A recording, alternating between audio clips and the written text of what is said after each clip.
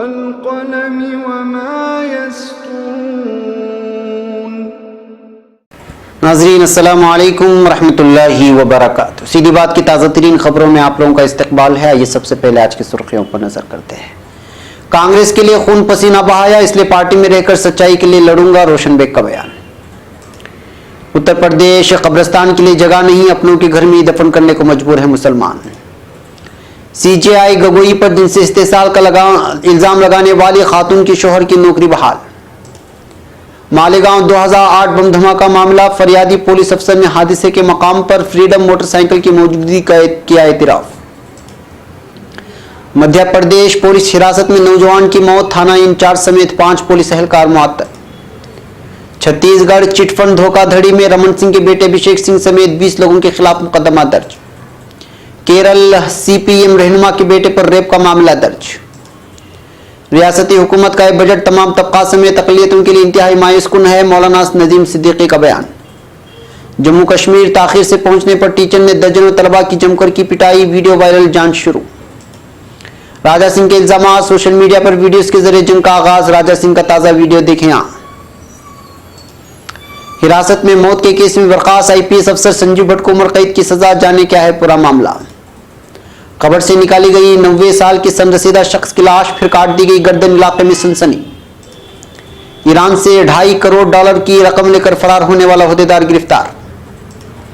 Abbas Malaysia ने मोहम्मद मुर्सी शहीद की ताज़ियत करने वाले 11 शहरी धर लिए। खाशिकजी कत्ल केस पर सऊदी अरब तुर्क हुकूमत से माफी मांगी, अक़वाम मुत्तहिदा का बयान।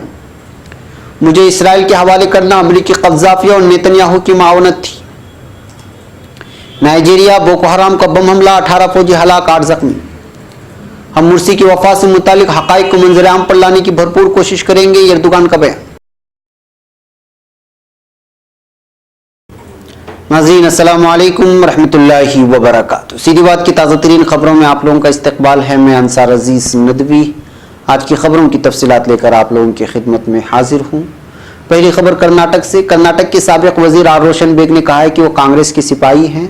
कांग्रेस के लिए उन्होंने अपना खून पसीना बहाया है, लिहाजा वो कांग्रेस पार्टी में ही रहेंगे और सच्चाई के लिए लड़ेंगे। कर्नाटक प्रदेश कांग्रेस कमेटी ने पार्टी के सीनियर लीडर मौजूदा रुकन असेंबली आर रोशन बेग को मुअत्तल कर दिया है। पार्टी मुखालिफ सरगर्मियों का इल्जाम आयद करते हुए रोशन बेग को मुअत्तल किया गया। प्रदेश कांग्रेस कमेटी के इस इक़दाम पर रोशन बेग ने तशवीश का इजहार किया है। उन्होंने कहा कि सच बात चंद रियासती लीडरों को हजम नहीं हो पाई, इसलिए उन्हें निशाना बनाया गया। रोशन बेग ने कहा कि लोकसभा इंतखाबात के नताइज से कबल ही उन्होंने चंद रियासती लीडरों की मनमानी, बदइंतजामी और गलतियों को उजागर किया था। उनकी इस तनकीद को तामीरी और मुस्बत पहलू से देखने के बजाय चंद रियासती लीडरों ने उनके खिलाफ जानबूझकर कार्रवाई की है। इस सिलसिले में वो पार्टी के सीनियर लीडर मल्लिकार्जुन खड़गे और दीगर से गुफ्तगू करेंगे।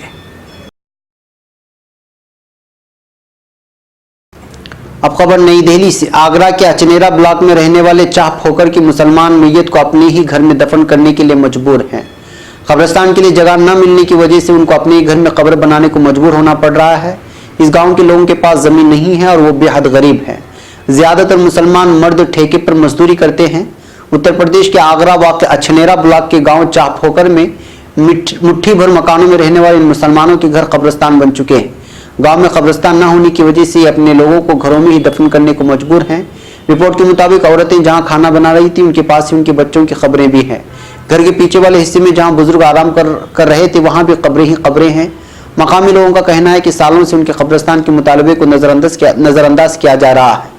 टाइम्स ऑफ इंडिया की रिपोर्टर से बात करते हुए सलीम शाह ने कहा कि आप मेरी दादी की कब्र पर बैठी हैं, उनको यहीं दफन किया गया था। टाइम्स ऑफ इंडिया की एक रिपोर्ट के मुताबिक फैक्ट्री में काम करने वाले मुनीम खान ने अखबार को बताया कि हम अपने आबा व अजदाद के लिए कुछ जमीन ही तो मांग रहे हैं। गांव के पास ही हिंदू कम्युनिटी के लिए शमशान घाट है, लेकिन हम अपनी मैयत के साथ रहने को मजबूर हैं।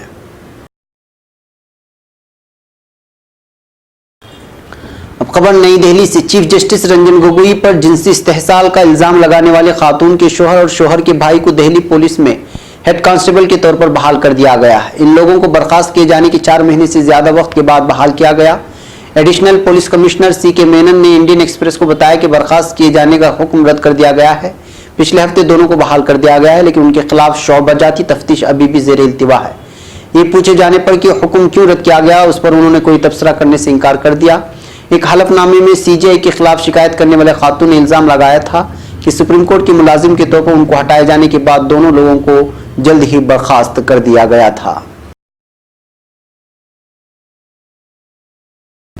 अब खबर मुंबई से। मालेगांव 2008 बम धमाका मामले में आज खुसूसी एनआईए अदालत में बम धमाके मामले की फरियादी यानी शिकायत लिखने वाले पुलिस अफसर की गवाही अमल में आई, जिसके दौरान उसने अदालत को हादसे के मकाम शकील गुड्स ट्रांसपोर्ट भिको चौक पर एल फ्रीडम मोटरसाइकिल के मौजूद होने और बम धमाके की वजह से उसके बिखरने का एतराफ किया और इस ताल्लुक से अदालत को तफसीलात बताई। खुसूसी एनआईए अदालत के जज विनोद पडालकर की रूबरू खुसूसी सरकारी वकील अविनाश रिसाल की जानिब से पूछे गए सवालात का जवाब देते हुए पुलिस इंस्पेक्टर सुनील भावराव पाटिल ने अदालत को बताया कि 29 सितंबर 2008 को वो नाइट शिफ्ट में आजाद नगर पुलिस स्टेशन में ड्यूटी पर मामूर था। तकरीबन 9:30 बजे के करीब उसे पैगाम मौसूल हुआ कि भगवा चौक में बम धमाका हुआ है, जिसके बाद उसने सीनियर पुलिस अफसरान को मुत्तला किया और आजाद नगर पुलिस स्टेशन और अतराफ के पुलिस स्टेशनों में मौजूद पुलिस कांस्टेबल को भिको चौक पहुंचने की हिदायत दी। अब खबर नई दिल्ली से। मध्य प्रदेश की राजधानी भोपाल में 25 साल शिवम मिश्रा की बुध को पुलिस हिरासत में मौत हो गई है। अहले खाना का इल्जाम है कि नौजवान की मौत पुलिस एहलकारों की पिटाई की वजह से हुई। इस मामले में बेरागढ़ थाना इंचार्ज समेत 5 पुलिस एहलकारों को मुअत्तल कर दिया गया है। शिवम और उसके दोस्त को गोविंद शर्मा की कार मंगल बुध की दरमियानी शब को तकरीबन 1 बजे बेरागढ़ इलाके में बीआरटी कॉरिडोर से टकरा गई थी। भोपाल रेंज के पुलिस इंस्पेक्टर योगेश देशमुख ने खबर रसा एजेंसी भाषा को बताया कि हादसे की इत्तला मिलने पर पुलिस मौके पर पहुंची और शिवम और गोविंद को मेडिकल जांच के लिए अस्पताल ले गई। जांच में पाया गया कि शिवम शराब के नशे में था। देशमुख ने इसके बाद पुलिस एहलकार दोनों को बेरागढ़ पुलिस थाने ले आए, जहां शिवम की तबीयत बिगड़ने लगी। देशमुख ने बताया कि शिवम की हालत देखकर पुलिस एहलकार उसको हॉस्पिटल ले गए, जहां डॉक्टर ने उसकी मौत का ऐलान कर दिया। उन्होंने कहा, अहले खाना का इल्जाम है कि शिवम की मौत पुलिस एहलकारों की पिटाई से हुई है। हालांकि इन इल्जामात की अब तक तस्दीक नहीं हो पाई है। अब खबर छत्तीसगढ़ से। छत्तीसगढ़ के सरगुजा जिले की पुलिस ने साबिक वजीर आला रमन सिंह के बेटे अभिषेक सिंह राजनांदगांव इलाके की साबिक रुकने पार्लिमान मधुसूदन यादव और कांग्रेस रहनुमा नरेश डाकलिया समेत 20 लोगों के खिलाफ धोखाधड़ी का मामला दर्ज कर लिया है। पुलिस को मिली शिकायत के मुताबिक चिटफंड कंपनी के डायरेक्टर और कवर कमेटी के मेंबर अपने स्टार मुबल्लिगीन रमन सिंह के बेटे अभिषेक सिंह, साबिक रुकने पार्लिमान मधुसूदन यादव और कांग्रेस रहनुमा रमेश डाकलिया के साथ कई बार आवाम के सामने कंपनी की तशहीर की थी और वक्त वक्त पर लोगों को यकीन दिलाया कि एक कंपनी अनमोल इंडिया अभिषेक सिंह की है और महफूज है। अब तक इस मामले में किसी को गिरफ्तार नहीं किया है। शिकायत में कहा गया कि अनमोल इंडिया कंपनी लोगों से कुछ महीनों में उनका पैसा दोगुना करने की यकीन दहानी कराती थी, लेकिन ऐसा कोई भी फायदा लोगों को नहीं मिला। उसके बजाय साल 2016 में कंपनी ने कई लाख रुपए की धोखाधड़ी करके काम करना बंद कर दिया।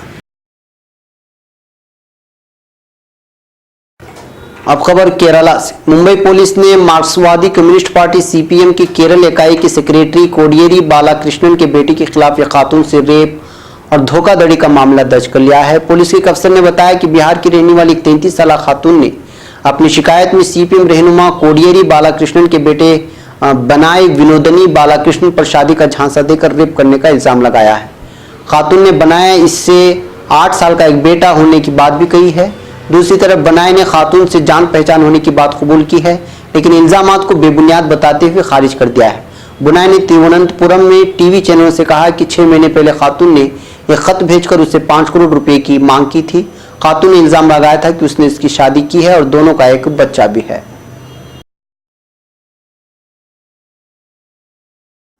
अब खबर मुंबई से। जमीयत उलमा महाराष्ट्र के रियासती सदर मौलाना नदीम सिद्दीकी ने रियासती हुकूमत की जानिब से गुज़िश्ता रोज पेश किए जाने वाले साल 2019 और 20 के उस बजट को तमाम तबकात समेत अक़लियतों के लिए इंतहाई मायूसकुन करार दिया है और कहा है कि हुकूमत ने अपने बजट में अक़लियतों को बुरी तरह नज़रअंदाज किया है। एक तरफ वज़ीर आज़म का यह दावा है कि हम सबका साथ सबका विकास की पॉलिसी के तहत काम करते हैं और अक़लियतों के एतमाद की बहाली के लिए कोशां हैं। ऐसे वक्त में अक़लियतों के लिए सिर्फ 100 करोड़ मुख्तस करना अक़लियतों के साथ बड़ी नाइंसाफ़ी है। हम अक़लियतों की फलाह के लिए मुख्तस की गई रकम को तासुब और तंग नज़री के तहत दी गई भीख करार देते हैं और उसकी सख्त मजम्मत करते हैं। अब खबर जम्मू कश्मीर से। जम्मू कश्मीर के जिला डोडा में कायम बॉयस गुज्जर बकरवाल हॉस्टल में उस्ताद के हाथों दर्जनों तलबा की शदीद पिटाई का एक वीडियो वायरल हो गया है। सोशल मीडिया पर वायरल हुए इस वीडियो में देखा जा सकता है कि उस्ताद 6ठी, 7वीं, 8वीं, 9वीं और 10वीं जमात के तलबा की क्लास में 10 मिनट देर से आने पर पिटाई करता है। उस्ताद की तरफ से तलबा के तय इस जारिहाना रवैये की ज़बरदस्त मजम्मत की जा रही है। एक तालिब इल्म ने हॉस्टल में पेश आए पिटाई के वाक़े पर कहा कि हमें आने में थोड़ी देर हुई तो उन्होंने हमें बहुत मारा। उन्होंने हमें 10 मिनट तक लाठियों से मारते रहे। हम करीब 20 से 25 बच्चे थे।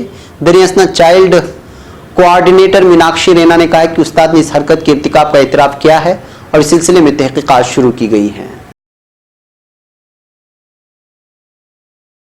अब खबर हैदराबाद से। गोशा महल के मुतनाज़ा बीजेपी रुकन असम्बली राजा सिंह पर पुलिस तशद्दुद के उनके दावे के बरखिलाफ सोशल मीडिया पर एक वीडियो तेजी से वायरल हो गया है, जिससे साबित हो रहा है कि रुकन असम्बली का दावा झूठा है, क्योंकि इस वीडियो में दिखाया गया है कि रुकन असम्बली ने खुद को पत्थर से जख्मी कर लिया है।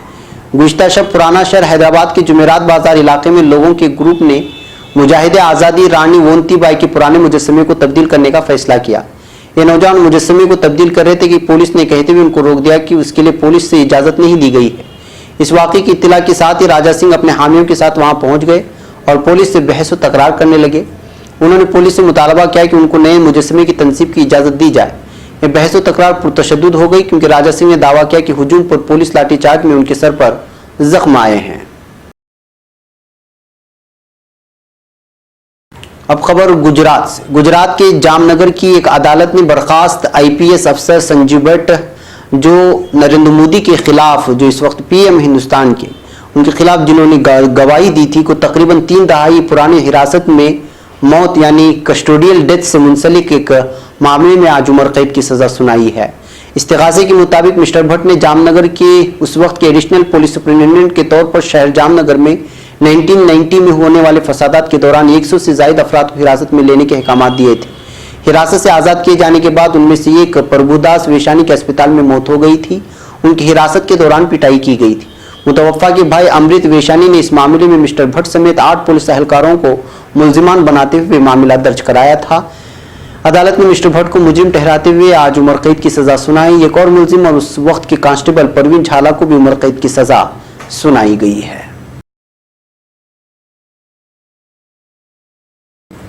अब खबर हरियाणा से। हरियाणा के बल्लभगढ़ में एक इंतहाई हैरान कर देने वाला मामला सामने आया है। यहाँ एक कब्रिस्तान से पहले लाश बाहर निकाली गई और फिर उसके बाद उसकी गर्दन काट दी गई। बुध देर रात पेश आए इस वाक़े के बाद से इलाके में कशीदगी का माहौल है। इत्तला मिलते ही पुलिस भी जाए वाक़े पर पहुंच गई और मामले की जांच कर रही है। इस बात का खदशा जाहिर किया जा रहा है कि किसी तांत्रिक ने तंत्र मंत्र के लिए ऐसा किया होगा। इत्तलात के मुताबिक बाबू खान नाम के 90 साल के सनरसीदा शख्स की मौत 13 जून को हो गई थी, जिसके बाद उन्हें सेक्टर 64 के कब्रिस्तान में सुपुर्द खाक किया गया। जुमेरात की सुबह चंदा नाम का एक नौजवान कब्रिस्तान में एक रिश्ते की खबर पर पहुंचा तो उसने वहां बाबू खान की कब्र खुदी हुई देखी। उसने बाबू खान के अहले खाना को उसकी जानकारी दी, जिसके बाद अहले खाना और समाज के दीगर लोग भी जाए वाक़े पर पहुंच गए और सभी ये माजरा देखकर हैरान रह गए।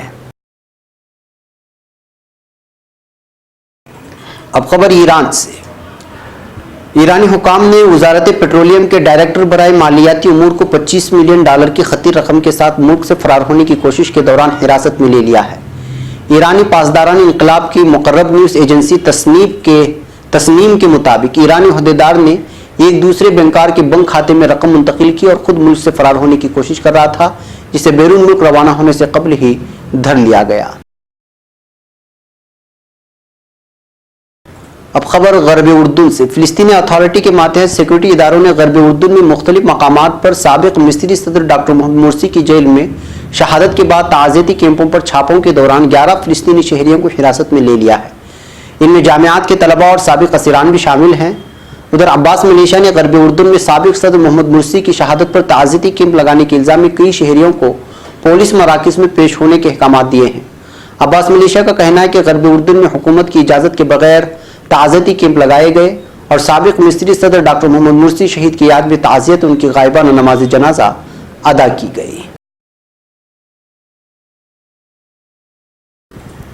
अब खबर अक़वाम मुत्तहिदा के ताल्लुक से। अक़वाम मुत्तहिदा के हुकूक़ इंसानी के कमीशन ने सऊदी सहाफ़ी जमाल खाशोगी के कत्ल केस के पसे पर्दा हक़ाइक़ सामने लाने पर तुर्की का शुक्रिया अदा किया है।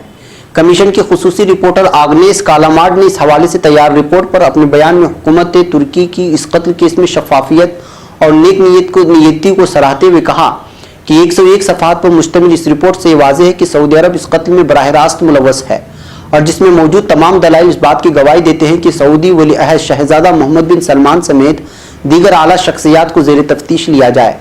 मजीद बरां रिपोर्ट में सऊदी अरब से मुतालबा किया गया है कि वो सिफारती आदाब की पामाली और बैरून मुल्क अपने ताकत के नाजायज इस्तेमाल पर तुर्क हुकूमत से माफ़ी मांगे। याद रहे कि सऊदी सहाफ़ी जमाल खाशोगी को गुज़श्ता साल 2 अक्टूबर को इस्तांबुल की सऊदी कौंसल खाने में बेदर्दी से कत्ल कर दिया गया था। अब खबर वर्जीनिया से। हाल ही में अमेरिका में रिहा होने वाले फिलिस्तीनी साइंसदान अब्दुल हलीम अल अशकर ने कहा है कि FBI उन्हें इसराइल के हवाले करने की कोशिश कर रही थी मगर उसे उसमें नाकामी हुई है।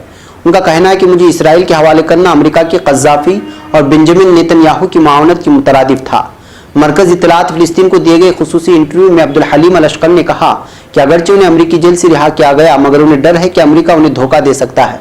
उन्होंने जिंदा ज़मीर इंसानियत से अपने साथ इजहार यकजहती का मुतालबा किया। अपने हवाले से बात करते हुए उन्होंने फिलिस्तीनी ज़राए अबलाग की कवरेज की तारीफ की और कहा कि मुझे FBI ने 11 साल तक जालिमाना तरीके से अगवा किए रखा। एक सवाल के जवाब में डॉक्टर अब्दुल हलीम अल अशकर ने कहा कि अमेरिका में उन पर आयद करदा इल्ज़ामात में एक इल्ज़ाम ये था कि मैंने अमेरिकी अदालती और कानूनी मामले में मुदाखलत और अदलिया की तौहीन की है। मुझसे कहा गया कि मैं अमेरिका में इस्लामी तहरीकों और इंसानी हुकूक के कारकुनों के खिलाफ गवाही दूं। मैंने इनकार किया तो मुझ पर तौहीन अदालत का इल्ज़ाम आयद करके जाली मुकदमा चलाया गया। अब खबर नाइजीरिया से। मगरबी अफ्रीकी मुल्क नाइजीरिया के शिमाली मशरिक में बोको हराम दहशतगर्द तंजीम के बम हमले में 18 फौजी हलाक और 8 जख्मी हो गए हैं। मुल्की ज़राए अबलाग के मुताबिक बोर्नो सूबे से मुत्तसिल गाजीराम नामी इलाके में दहशतगर्दों ने एक फौजी चौकी पर बम हमला किया जिसमें 18 फौजी हलाक और 8 जख्मी हो गए। अस्करी तर्जुमान जनरल टेक्सास चोकोवो ने इस हमले की तस्दीक की मगर हलाकतों की हतमी तादाद बताने से गुरेज किया। नाइजीरिया में सन 2000 की दहाई से बोको हराम तंजीम मसरूफ़ अमल है जिसने सन 2009 से जारी अपने हमलों में 20,000 से ज़ायद अफराद को हलाक कर डाला है। अब खबर तुर्की से। तुर्की के सदर रजब तैयब एर्दोगान ने कहा है कि हम बैनुल-अक़वामी कानून के हमें फराहम करदा इम्कानात को आखिर तक इस्तेमाल करके मिस्र के माज़ूल सदर मोहम्मद मुर्सी की वफ़ात से मुतालिक हक़ाइक़ को मंज़र-ए-आम पर लाने की कोशिश करेंगे। सदर एर्दोगान ने इस्तांबुल में नाश्ते पर गैर मुल्की अखबारी नुमाइंदों के साथ मुलाकात की। अखबारी नुमाइंदों के साथ बातचीत में उन्होंने कहा कि हमें यकीन है कि अक़वाम मुत्तहिदा 6 साल कबल फौजी हमले से इक़्तिदार से हटाए जाने वाले 67 साला मुर्सी की मुश्तबा मौत को यकीनन एजेंडे पर लाएगी और उसके जिम्मेदारों से जवाबदही करेगी। सदर एर्दोगान ने कहा है कि हमें हक़ हुकूक का और आज़ादियों का सबक देने वाले 52% वोटों के साथ मुंतखब सदर की मार्शल लॉ के ज़रिए माजूली और मिस्र की अदालत में वफात पर खामोश रहें तो भी हम खामोश नहीं रहेंगे। उन्होंने कहा कि जैसे हम 2 अक्टूबर 2018 को इस्तांबुल सऊदी कौंसल खाने में जमाल खाशोगी की बहीमाना कत्ल की फरामोशी पर रजामंद नहीं हुए, इसी तरह कमरे अदालत में वफात पाने वाले मोहम्मद मुर्सी के अलमिये को भी फरामोश नहीं करने देंगे। नाज़रीन, ये थी आज की ताज़ा तरीन खबरें। अगली ताज़ा तरीन खबरों के साथ फिर आपसे मुलाकात होगी। हमें यहाँ पर इजाज़त दें। अस्सलामु अलैकुम व रहमतुल्लाहि व बरकातुहू।